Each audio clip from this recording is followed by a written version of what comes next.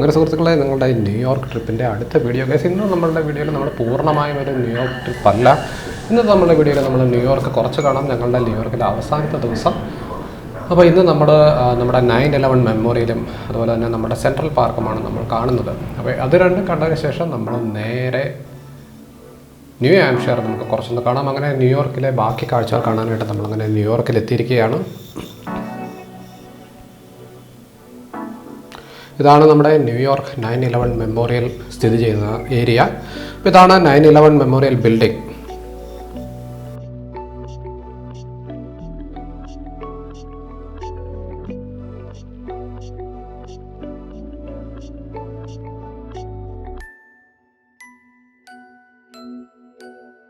മുൻപ് നമ്മുടെ world trade centre സ്ഥിതി ചെയ്യുന്ന സ്ഥലത്താണ് ഇപ്പോൾ 9/11 ബിൽഡിംഗ് സ്ഥിതി ചെയ്യുന്നത്. അതുപോലെ തന്നെ നമുക്ക് അടുത്ത് തന്നെ മെമ്മോറിയലിൻ്റെ രണ്ടാമത്തെ ഭാഗം, അതായത് വേൾഡ് ട്രേഡ് സെൻറ്ററിലെ രണ്ടാമത്തെ ബിൽഡിങ്ങിൻ്റെ ഭാഗത്ത് നമുക്ക് ഇതുപോലൊരു ഫൗണ്ടൻ, വെള്ളത്തിനടിയിലേക്കുള്ളൊരു ഫൗണ്ടൻ കാണാം. അവിടെ ആളുകളുടെ പേരുകൾ എഴുതി വെച്ചിരിക്കുന്നതാണ്. നമുക്ക് 9/11 അന്നത്തെ തീവ്രവാദ അറ്റാക്കിൽ മരിച്ച ആളുകളുടെ പേരുകളെല്ലാമാണ് ഇതിന് ചുറ്റിനും ഇങ്ങനെ എഴുതി വെച്ചിരിക്കുന്നതായിട്ട് നമുക്ക് കാണാം. ഫെബ്രുവരി 26, 1993 അതിൻ്റെ ഓർമ്മയ്ക്കായി ഉള്ള ഒരു സ്ഥലം. അങ്ങനെ നമ്മൾ ആ ഒരു ഏരിയയുടെ പുറകു വശത്തേക്ക് പോയി കഴിഞ്ഞാൽ നമുക്ക് വേറെയും കുറച്ച് കാഴ്ചകൾ കാണാം.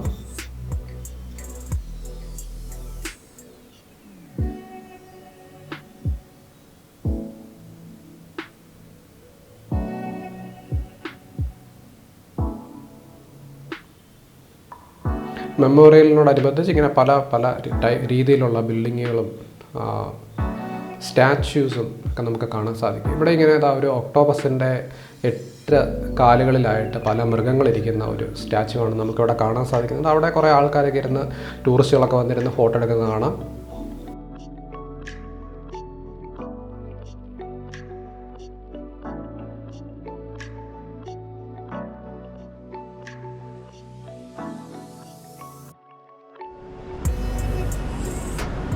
ആളുകൾക്ക് ഇരിക്കാനായിട്ട് ഇങ്ങനെ ഒരു റൗണ്ട് ആകൃതിയിൽ, അല്ലെങ്കിൽ ഒരു ഹാഫ് റൗണ്ട് ആകൃതിയിൽ നമുക്കൊരു ബെഞ്ച് കാണാം. അത് കഴിഞ്ഞാൽ ഗൈസ് ഇവിടെ നമുക്ക് കാണുന്നത് നമ്മളുടെ തിരുവത്താഴത്തിൻ്റെ, അല്ലെങ്കിൽ നമ്മളുടെ അവസാനത്തെ അത്താഴത്തിൻ്റെ ഒരു അതുപോലെ തന്നെ രീതിയിലും ശിഷ്യന്മാർക്കും ക്രിസ്തുവിനും പകരമായി കുറേ മൃഗങ്ങളിരിക്കുന്നതായിട്ട് നമുക്ക് കാണാം. അങ്ങനെയുള്ളൊരു സ്റ്റാച്ചുവാണ് നമുക്കിവിടെ കാണാൻ സാധിക്കുന്നത്. അതിനുശേഷം ഞങ്ങൾ നേരെ സെൻട്രൽ പാർക്കിലേക്ക് പോയി. അവിടെ ഞങ്ങളിതാ ഒരു റിക്ഷയിൽ സെൻട്രൽ പാർക്ക് കാണാമെന്ന് വിചാരിച്ച്. ഞങ്ങൾക്ക് വളരെ കുറച്ച് സമയം മാത്രമേ ഇന്നുള്ളൂ. വൈകുന്നേരത്തെ ഫ്ലൈറ്റിൽ നമുക്ക് തിരിച്ച് ന്യൂ ഹാംപ്ഷയർ പോകേണ്ടതാണ്. അങ്ങനെ ഞങ്ങളുടെ റിക്ഷ ഓടിച്ചിരുന്നത് ഒരു സെനഗലുകാരനായ ഒരു യുവാവാണ്. അപ്പോൾ പുള്ളി നമുക്ക് ഈ ഏരിയ ഫുള്ള് കാണിച്ചു തരുവാണ്. അതുപോലെ പുള്ളിക്ക് ഗൈഡുകൾ പറയുന്ന പോലുള്ള കാര്യങ്ങളെല്ലാം നമുക്ക് പറഞ്ഞു തരുന്നുണ്ട്. ഒത്തിരി ആൾക്കാരുണ്ട് സെൻട്രൽ പാർക്കിൽ. ഒരു വലിയ ഒരു പാർക്കാണ് സെൻട്രൽ പാർക്ക് എന്ന് പറയുന്നത്. അതുപോലെ കുറച്ചും കൂടെ കാശ് മുടക്കാൻ തയ്യാറായി കഴിഞ്ഞാൽ ഇങ്ങനെയുള്ള കുതിര വലിക്കുന്ന വണ്ടികളിൽ നമുക്ക് പോകാൻ സാധിക്കും. പക്ഷേ നമ്മളൊരു നോർമൽ റിക്ഷയാണ് നമ്മൾ സെലക്ട് ചെയ്തിരിക്കുന്നത്.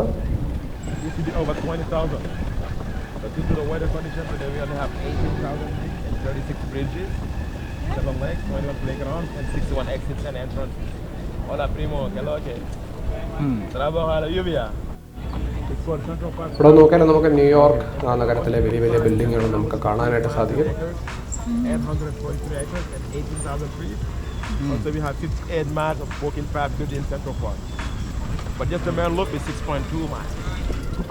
പുള്ളി പറഞ്ഞ 80,000-ലധികം മരങ്ങളും 6-7 ബ്രിഡ്ജുകളുടെ പേര്, പാലങ്ങളും ഉണ്ടെന്നൊക്കെയാണ് പുള്ളി പറയുന്നത്.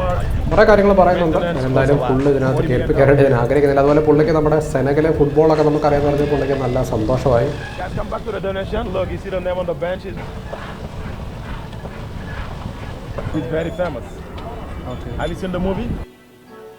അങ്ങനെ നമുക്ക് പല മൂവികളിൽ കാണാൻ കഴിയുന്ന പല പോർഷനുകളും നമുക്ക് സെൻട്രൽ പാർക്കിൽ കാണാം. നമ്മുടെ സ്റ്റുവർട്ട് ലിറ്റിലിലെ ഒരു ഭാഗം, അതുപോലെ നമ്മളുടെ റിക്ഷക്കാരനിടയ്ക്ക് കറക്റ്റ് 12 മണിയായപ്പോഴത്തേക്ക് റിക്ഷ നിർത്തി പുള്ളി നിസ്കരിച്ചു.